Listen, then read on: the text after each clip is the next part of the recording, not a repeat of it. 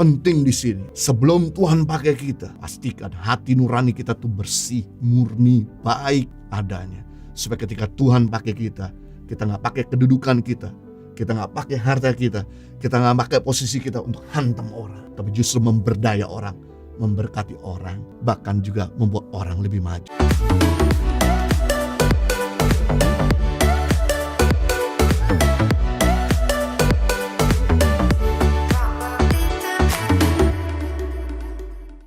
Yang ketiga, pelajari keledai yang dipakai Tuhan Yesus agar Tuhan Yesus tetap dimuliakan. Keledai ini harus menyadari posisinya. Tetaplah rendah hati. Matius pasal 21 ayat 8 dan 9. Orang banyak yang sangat besar jumlahnya menghamparkan pakaian di jalan. Ada pula yang memotong ranting-ranting dari pohon-pohon dan menyebarkannya di jalan.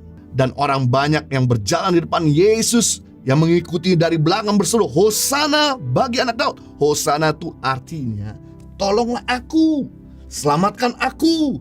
Diberkatilah dia yang datang dalam nama Tuhan, Hosana di tempat yang maha tinggi. Ingat bahwa keledai bukan sentral atau pusat dari pujian itu. Saya tidak bisa membayangkan bila keledai ini mengangkat kedua kakinya di depan, lalu membuktikan kemuliaannya. Bila keledai itu mengangkat kaki di depan dan tubuhnya, maka Yesus yang ada di atasnya akan jatuh.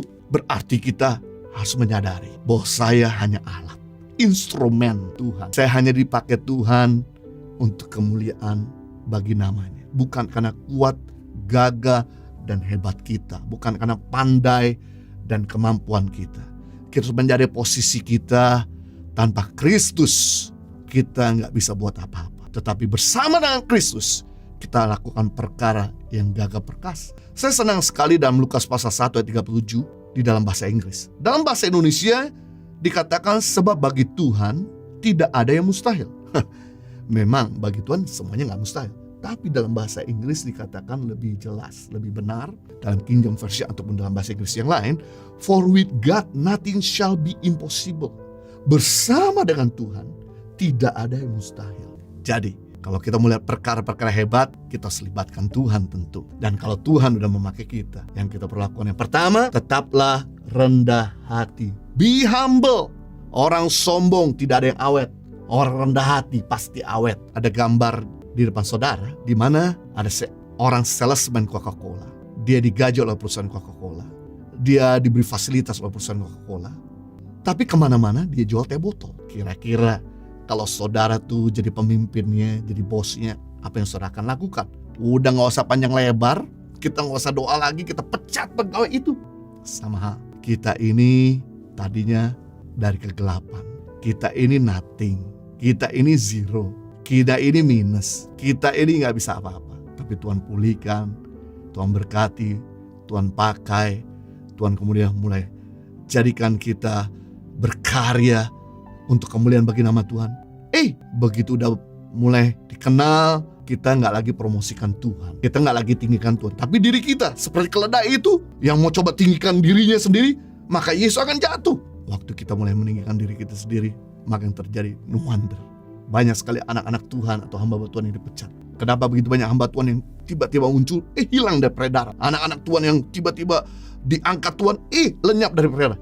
Mungkin saja seperti yang kita kata. Jadi kalau kita mau langgeng dipakai Tuhan, rumah tangga kita mau langgeng, kalau karir kita mau langgeng, kalau mau kita terus diurapi Tuhan, lebih heran lagi, lebih ajaib lagi dengan cara yang Tuhan pakai, gak ada cara lain. Kita harus tetap low profile, kita harus tetap rendah hati, kita harus tetap meninggikan Tuhan, kita harus tetap berkata bahwa saya gak bisa tanpa Tuhan. Jangan sombong, kita ini debu tanah. Orang sombong pasti direndahkan, orang rendah hati pasti ditinggikan. Yang kedua, kalau kita dipakai Tuhan itu jangan jahat sama orang. Karisma without karakter itu bisa jadi bencana yang besar dalam hidup orang. Saya gak bisa bayangkan seandainya Yusuf itu masih sakit hati sama kakak-kakaknya, gak mengampuni kakak-kakaknya, gak mengampuni keluarga Potifar yang menjebloskan Yusuf dalam sumur. Ketika Yusuf diangkat Tuhan dan dipakai Tuhan menjadi pemimpin bagi dunia waktu itu, maka Yusuf akan balas dendam. Dan seperti Hitler, dia akan bantai semua keluarga kakak-kakaknya Yusuf. Dan dia akan bantai juga keluarga Potifar seperti Hitler. Di mana Hitler Dia sakit hati sekali sama ayahnya yang orang Yahudi, mamanya orang Jerman.